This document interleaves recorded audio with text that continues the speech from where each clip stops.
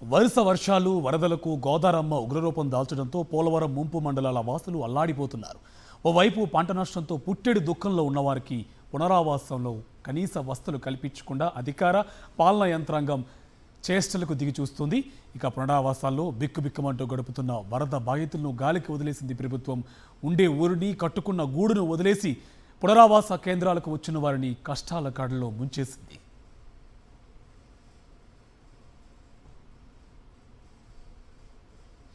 ప్రతి ఏడాది గోదావరి వరదలతో ఇబ్బందులు పడ్డం తమ వల్ల కాదని తమకు R&R ప్యాకేజీ అందించి పునరావాస కాలనీలకు తరలించాలని దాచారం R&R కాలనీలో ఆశ్రయం పొందుతున్న వేలేరుపాడుకు చెందిన రేపాక గొమ్ము వరద బాధితులు ఆవేదన వ్యక్తం చేశారు. R&R కాలనీలో సమస్యలు వేధిస్తున్నాయని, అధికారులు నిత్యావసర సరుకులు ఇవ్వలేదని వారు చెప్తున్నారు.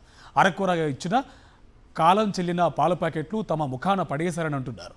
తమ పార్టీకి ఓటు వేయలేదని టీడీపీ నేతలు వేధిస్తూ తమకు ఎటువంటి సహాయం అందించకుండా వరదల్లో సైతం రాజకీయం చేస్తున్నారని వారు చెప్తున్నారు. దాచారం R&R కాలనీలో ఆశ్రయం పొందుతున్న వరద బాధితులు ఎలాంటి సమస్యలు ఎదుర్కొంటున్నారనే దానిపై మరింత సమాచారం మా కరెస్పాండెంట్ రాజు గ్రౌండ్ రిపోర్ట్ ఇప్పుడు చూద్దాం. ప్రస్తుతం మనం కుక్కునూరు మండలం ఉన్నటువంటి దాచారం దగ్గర ఉన్నటువంటి R&R కాలనీ వద్ద ఉన్నాం. ఇక్కడ ఉన్నటువంటి ఎవరైతే వేలేరుపాడులకు సంబంధించినటువంటి రాపాగొమ్ము సంబంధించినటువంటి ముంపు బాధితులు కూడా ఇక్కడికి వచ్చారు. వీరికి సంబంధించి ప్రభుత్వం నుంచి ఎటువంటి వస్తువులు వచ్చాయి వీరు కూడా అడిగి తెలుసుకునే ప్రయత్నిద్దాం. అమ్మా, మీరు ఎన్ని రోజులు అవుతుంది వచ్చి ఇక్కడ మీ పరిస్థితి ఎలా ఉంది? 5 రోజులు అండి. 5 రోజులు బట్టి ఇక్కడే ఉంటాను అండి. 5 రోజులు ఇక్కడే ఉంటాను కానీ ఇక్కడ బియ్యం లేవు, ఇక్కడ నీళ్ళు లేవు, ఇక్కడ నూనె ప్యాకెట్లు కూడా ఏమీ లేదు. మొన్న వచ్చి బంగాళదుంపలోను ఉల్లిపాయలు ఇచ్చిపోయారు. నీళ్ళు రాలేదు, ఒక ఎమ్మెల్యే గారు ఇక్కడ ఏ నాయకుడు రాలేదు. రాత్రి వచ్చి నాకు టమాటా, నాకు బంగాళదుంప, 4 ఉల్లిపాయలు అవన్నీ ఇచ్చేసి వెళ్ళిపోయారు. మళ్ళీ ఏమీ లేదు అసలు. ఎవరు వచ్చి పలకరించిన లేరు మమ్మల్ని. వీధికి లైట్లు వేయమని చెప్పామండి. పాములు వస్తున్నాయి, తేళ్ళు వస్తున్నాయి, మాకు వీధికి లైట్లు వేయమని చెప్పామండి. అయినా లైట్లుగా వేయలేదండి. ఆర్చి మరీ చెప్పినా కానీ మీరు గొడవకే వస్తున్నారు కానీ మీకు లైట్లు వేయడానికి బల్బులు లేవు అని నన్ను అడిగారండి. నేను అడిగితే ఆ మాట అన్నారండి. ఎవరు పట్టించుకుంటూ లేరు మమ్మల్ని. అది పట్టాలు కూడా అందరికి ఇవ్వాలి. కొన్ని 9 మందికి 10 మందికి రావాలా పట్టాలు. గతంలో బాగుండేదండి. గతంలో 2,000 రూపాయలు ఇచ్చారు ఆ జగన్ ప్రభుత్వంలో. బియ్యం ఇచ్చారు, మంచినీళ్ళ ప్యాకెట్లు, నూనె, ఈ పాల ప్యాకెట్లు అన్నీ ఇచ్చారు. అన్నీ 10,000 రూపాయలు ఇచ్చారు. కొంచెం కుటుంబానికి ఇల్లు పడితే కుటుంబానికి 10,000 రూపాయలు ఇచ్చారు. అన్ని బాగానే ఇచ్చారు కానీ ఇప్పుడు మరి ఎవరు పట్టించుకుంటూ లేరు. మాకు ఆ మాట అడిగితే ఇది సంగతి మా గ్రామంలో ఉన్న పెద్ద మనుషుల్ని, పంచాయతీలో ఉన్న పెద్ద మనుషుల్ని మేము ఒక మాట అడిగాము. ఇది సంగతి, మా పరిస్థితి ఈ రకంగా ఉంది, మీరు టాటలు పెట్టాను అంటున్నారు కాబట్టి మా అయిగిన సామాన్ దోలండి అని అంటే మీరు మాకు ఓటేసారా అని అడిగారండి. వచ్చిన కాంచి బియ్యం గిట్ట ఏమి ఇట్లేదు, కూరగాయలు పప్పు లేదు, ఏమి లేదు. పాల ప్యాకెట్లు ఒక రోజు తాగుతాం, ఇక సాయంత్రం వేళకి పాడైపోయినాయి, డేట్ అయిపోయినాయి. వీరంతా కూడా ఒకటే స్పష్టంగా కనబడుతుంది. ఇక్కడికి సంబంధించి దాచారం సంబంధించినటువంటి R&R కాలనీకి వచ్చినటువంటి వేలేరుపాడు మండలకు సంబంధించినటువంటి ఎవరైతే ఉన్నారో నిర్వాసిత గ్రామాల నుంచి వచ్చి వరద ముంపులో ఉన్నటువంటి వారు కూడా చూస్తే కనుక ఇచ్చినటువంటి ఇక్కడ ఉన్నటువంటి వస్తువులకు సంబంధించి కూడా పూర్తిగా తమను పట్టించుకున్న నాదులు లేదని చెబుతున్నారు. ఒక్కరోజు సంబంధించి ఇచ్చినటువంటి పాల ప్యాకెట్లు చూస్తే కూడా ఇది కూడా డేట్ అయిపోయినటువంటి పాల ప్యాకెట్లు ఇచ్చారని చెప్పి వీరు కూడా ఆవేదన వ్యక్తం చేస్తున్నారు. కనీసం ఇక్కడ ఉన్నటువంటి లైట్లు కూడా లేవు, చీకట్లో మగ్గిపోతున్నామంటూ వీరు కూడా ఆవేదన వ్యక్తం చేసిన పరిస్థితి కూడా కనబడుతుంది. విజయ్ కుమార్ రాజుతో రాజు, సాక్షి, వేలేరుపాడు మండలం నుంచి. తుఫాను ప్రభావంతో కురిసిన భారీ వర్షాలకు 5 రోజులుగా గోదావరికి పెరిగిన వరద ప్రవాహం విలీన మండలాల ప్రజలకు కంటి మీద కునుకు లేకుండా చేస్తుంది. ఈసారి వరద ఏ మేరకు వస్తోందోనని ఆందోళన చెందిన విలీన మండలాల నిర్వాసితులు వరద రెండో ప్రమాద హెచ్చరిక దాటడంతో బింబేలెత్తిపోయారు. కానీ గోదారమ్మ శాంతించింది అనుకునే లోపే భద్రాచలం వద్ద నీటి మట్టం ప్రమాదకర స్థాయికి చేరడంతో వారిలో కలవరపాటు మొదలైంది. ఇప్పటికే ఏలూరు జిల్లాలో భారీ వర్షాలు వరదలకు 187 కోట్ల రూపాయల మేర నష్టం జరిగిందని అంచనా.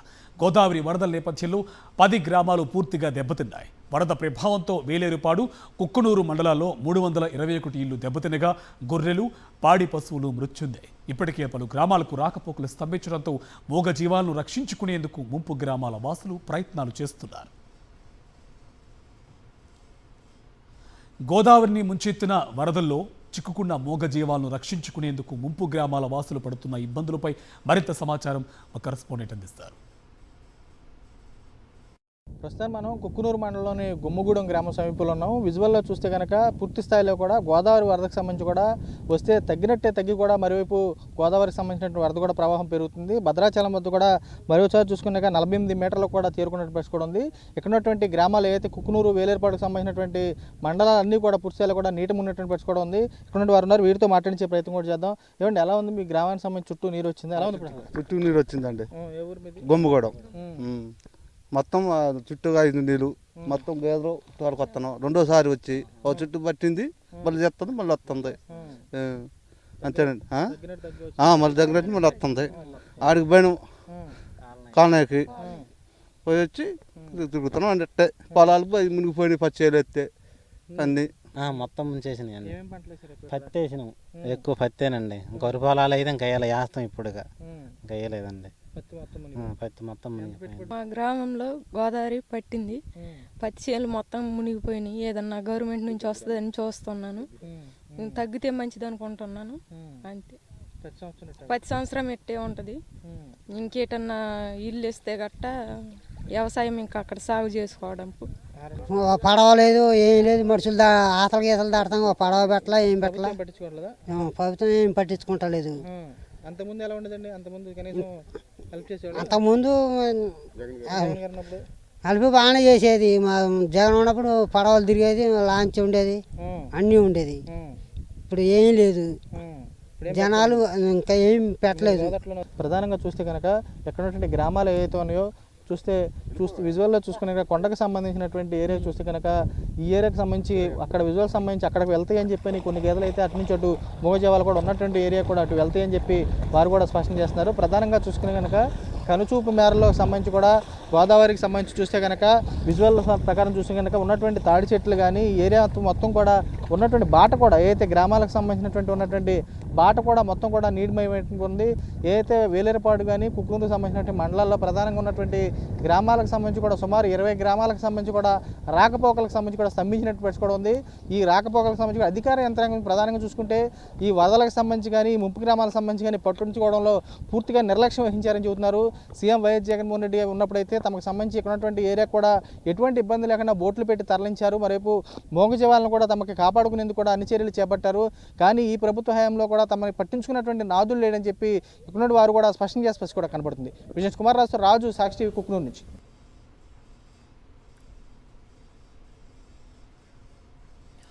గోదారమ్మ గ్రామాల్లోని ఇళ్లను వదిలిపెట్టి పంట పొలాలను ముంచెత్తి తమకు కన్నీటిని మిగిల్చిందని రైతులు ఆవేదన చెందుతున్నారు. ఈ వరదతో కూరగాయలు పండించే రైతులు తీవ్రంగా నష్టపోయారు. కుక్కునూరు మండలంలో సుమారుగా 245 ఎకరాల పత్తి, వరి పంటలు దెబ్బతిన్నాయి. వేసవిలో మండు టెండర్లను లెక్క చేయక కూరగాయలు సాగు చేస్తే పంట చేతికొచ్చే సమయానికి తమ నిండా ముంచిందని ఆవేదన చెందుతున్నారు రైతులు. అంతేకాక పంట నష్టపోయిన రైతులకు పోలవరం పరిహారంతో సంబంధం లేకుండా నష్టపరిహారాన్ని అందించి ఆదుకోవాలని రైతులు కోరుతున్నారు.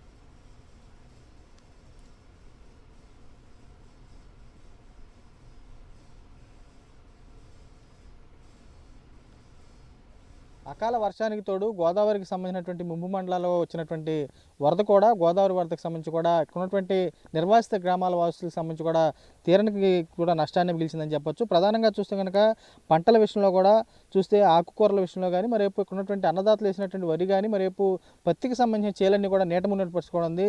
ప్రస్తుతం మనం ఇక్కడ ఉన్నటువంటి కుక్కునూరు మండలానికి సంబంధించినటువంటి చేలో ఉన్నాము. ఇక్కడ చేలో చూసుకుని కనుక వేసినటువంటి ఆ కాయగూరలకు సంబంధించి చూస్తే కనుక గోంగూర కానీ మరేపు వేసినటువంటి ఆకుకూరలు చూస్తే కనుక బెండ కానీ మరేపు తోటలన్నీ కూడా నీట మున్నట్టు పరుచుకోవడం. అన్నదాత కూడా ఉన్నారు, ఇక్కడ వీరితో మాట్లాడించే ప్రయత్నం కూడా చేద్దాం. సార్ చెప్పండి, మీరు అంతే సార్ బెండ తోట? బెండ తోట మొత్తం మేము ఎకరం బతికేసామండి. మొత్తం కేజీ గింజలు వేసాము. మొత్తం పెట్టుబడి మొత్తం వచ్చేసి 1,10,000 దాకా అయినాయండి. మొత్తం అంతా మే నెలలో వేసామండి. మొత్తం ఇప్పుడే చేతికి అందినాయండి. ఒక ఎకరం బాతికి మీద ఒక 2 క్వింటాలు అట్లా దిగుతున్నాయి. ఇంతలోనే వరద వచ్చింది గోదావరికి. ఇక పనికి వచ్చే అవకాశం అయితే ఏమీ లేదండి.